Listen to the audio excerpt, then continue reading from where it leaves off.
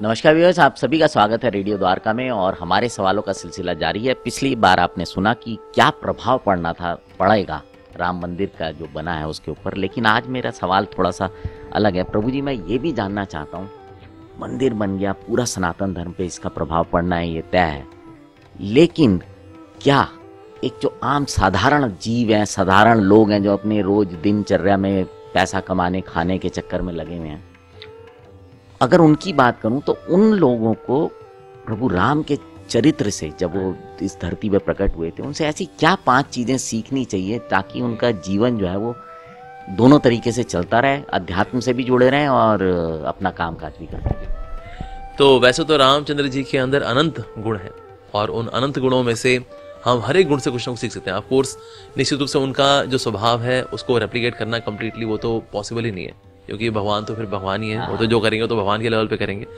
लेकिन हाँ, हम क्या क्या प्रेरणाएं ले सकते हैं, क्या क्या शिक्षाएं ले सकते हैं उनके चरित्र से। सबसे महत्वपूर्ण जो है उनके चरित्र में वो है त्याग की भावना। इनफैक्ट पूरी रामायण के अंदर आप देखें त्याग ही त्याग है, एक दूसरे के लिए सब त्याग ही कर रहे हैं। लक्ष्मण ने त्याग किया राम जी के लिए, भरत ने त्याग किया राम जी के लिए, शत्रुघ्न त्याग कर रहे हैं भरत जी के लिए, उर्मिला त्याग कर रही हैं लक्ष्मण के लिए। तो सब एक दूसरे के लिए त्याग ही कर रहे हैं। दूसरे रामायण जो है बड़ा सुंदर गाथा है जिसके अंदर त्याग है एक दूसरे के लिए। अभी आप देखें आजकल के समाज के अंदर एक दूसरे के प्रति भोग की भावना है, किससे मैं भला क्या फायदा उठाऊं। अगर ये भाव हम लेकर के आए कि हम किस तरह से एक दूसरे के लिए त्याग कर सकें, ये मतलब ये भावना हमको इस जगत के अंदर वैकुंठ का भाव करा देगी, उसका आभास कराएगी।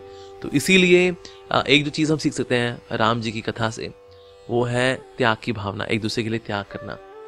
दूसरा हम जो सीख सकते हैं राम जी से वो है क्षमाशीलता। लोग संसार के अंदर क्षमा नहीं कर पाते दूसरे को, लेकिन राम जी क्षमा करते हैं। राम जी ने सुग्रीव की सहायता की, क्यों? क्योंकि वाली ने उसकी पत्नी को अपहरण करके रखा हुआ अपने पास। राम जी ने वाली को मारा भी, सुग्रीव की हेल्प कर दी। ओके, आप किष्किंधा के आप राजा फिर से बन गए हैं। पर सुग्रीव ने वादा किया था कि आप मेरी मदद करिए, मैं आपकी मदद करूंगा सीता मैया को ढूंढने में। और राम जी जो है प्रतीक्षा कर रहे हैं। और यहाँ सुग्रीव अब भोग में लग गया है। उसकी पत्नी तो किडनैप हुई थी, वो वापस आ गई, उसको भी भोग रहा है, वाली की पत्नी को भी भोग रहा है। तो राम जी जो है क्षमा कर देते हैं। लक्ष्मण गए उनको डांट लगाने के लिए, भाई यहाँ राम जी यहाँ प्रतीक्षा कर रहे हो, तुम भोग विलास में भी लिप्त हो, ये क्या?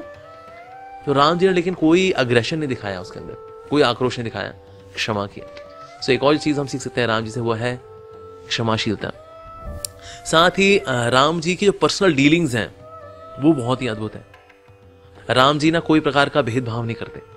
जैसे कि जब निषाद राज से मिलते हैं तो निषाद राज से उन्होंने कपड़े भी लिए, गिरे कपड़े भी लिए, क्योंकि वनवासी वेश लिया उन्होंने, और साथ ही जटाएं वगैरह बनाई अपनी। और उसके बाद निषाद राज का उन्होंने आलिंगन किया और निषाद राज को कहा कि अब से मैं कभी नहीं कहूंगा कि हम 4 भाई हैं, अब से मैं कहूंगा कि हम 5 भाई हैं। किसी तरह का भेदभाव नहीं करते वो।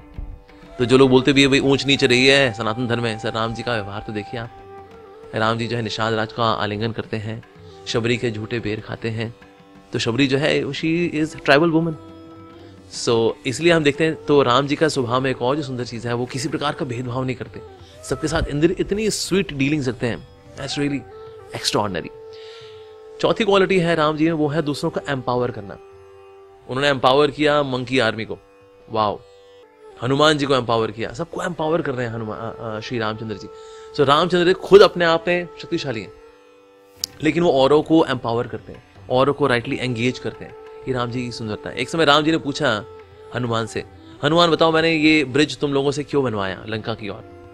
हनुमान जी ने कहा क्योंकि आपको लंका पहुंचना है, इसीलिए आपको ब्रिज तो बनाना पड़ेगा ना, इसलिए आपने ब्रिज बनवाया हमसे। फिर तो राम जी ने कहा वेल, ब्रिज बनाने की जरूरत ही नहीं है, मैं तो तीर मारूं, समुद्र सुखा दूं, तलहटी से चल के पहुंच जाएंगे हम लंका। अरे हाँ, आप तो कर सकते हो, ये बिल्कुल सही बात है। तो अब लेकिन वहां पहुंच करके मतलब रावण को मारना होगा, तो रावण को मारने के लिए मुझे किसी की आवश्यकता है नहीं, क्योंकि मैं तो परमात्मा हूं, तो मैं तो रावण के हृदय में भी हूं, तो वहीं पे परमात्मा रूप में हूं, उसका कलेजा वहीं बदवा दूं, मर जाएगा वो। That's it. हाँ प्रभु, बात तो सही है। तो फिर आपने हमारी सहायता क्यों ली? तो राम जी ने कहा आप लोगों को एंगेज करने के लिए। राम जी अपने आप में सब कुछ कर सकते हैं क्योंकि वो परमात्मा है, लेकिन उन्होंने सबको राइटली एंगेज किया। That is also Shri Ramchandra. ये बहुत सुंदर बात है रामचंद्र जी की। साथ ही रामचंद्र जी ही creates the environment of mutual appreciation. सारे भक्तों के बीच में ना वो प्रशंसा का भाव को इंस्पायर करते हैं, प्रेरित करते हैं। जैसे एक समय भगवान श्री रामचंद्र जी ने बोला हनुमान जी को, हनुमान तुम तो मुझे लक्ष्मण से भी अधिक प्रिय हो। और लक्ष्मण भी वहां पर थे और हनुमान जी भी सामने। तो तुमको कैसा लगा हनुमान ये सुन करके? हनुमान ने कहा प्रभु वास्तव में ये प्रशंसा लक्ष्मण की ही है। आपने कहा ना कि तुम तो मुझे लक्ष्मण से भी अधिक प्रिय हो। कोई व्यक्ति क्या बोलता है, तुम तो मुझे प्राणों से भी अधिक प्रिय हो, पर आपने आज प्राण की जगह बोल दिया लक्ष्मण। सो इसका मतलब ये है प्राण इज इक्वल टू लक्ष्मण। तो लक्ष्मण आपके प्राण है, मैं आपका प्राण नहीं हूं। तो ये जो आपने बोला ना तुम तो मुझे लक्ष्मण से भी अधिक प्रिय हो, ये प्रशंसा असल में लक्ष्मण की ही है कि लक्ष्मण जो आपके प्राण है, मैं आपको प्राण नहीं हूं। Very good. अच्छा जी, पूछते हैं लक्ष्मण से, लक्ष्मण तुमको कैसा लगा मैंने जो बोला कि तुम तो मुझे लक्ष्मण से भी अधिक प्रिय हो हनुमान? तो लक्ष्मण ने कहा वास्तव में आपने बिल्कुल सही कहा, क्योंकि मैं तो अनंत शेष के रूप में आपको धारण करता हूं, पर हनुमान जी तुम आपको और मेरे को दोनों को धारण करते हैं। एक कंधे पे मेरे को बिठाते, एक कंधे पे आपको बिठाते हैं। तो इसीलिए हनुमान निश्चित रूप से मेरे से अधिक श्रेष्ठ है। तो यहाँ पर हम भक्तों के बीच में म्यूचुअल एप्रिसिएशन है। तो राम जी इस बात को इंस्पायर करते हैं। तो हमें भी ऐसा कल्चर इंस्पायर करना चाहिए जहाँ पे निंदा चुगली बजाय कि इसके हम प्रशंसा का जो एनवायरनमेंट है उसको क्रिएट करें। So these are the 5 lessons which we can learn from Shri Ramchandra. बहुत बहुत धन्यवाद प्रभु जी, बहुत बहुत धन्यवाद। व्यूअर्स, मैं जब सुन रहा था तो मैं एक्चुअली समझ ही नहीं पा रहा था कि जो मैंने अब तक जो पढ़ा है जो है वो इससे टोटली अलग जो बताया अमोघ जी ने। सो आप जुड़े रहें हमारी सीरीज़ में, हम सवालों का सिलसिला जारी रखेंगे और आपके मन में भी कोई प्रश्न हो तो ज़रूर जो है कमेंट बॉक्स में लिखिए। एक बार फिर बहुत बहुत धन्यवाद। जुड़े रहें रेडियो द्वारका।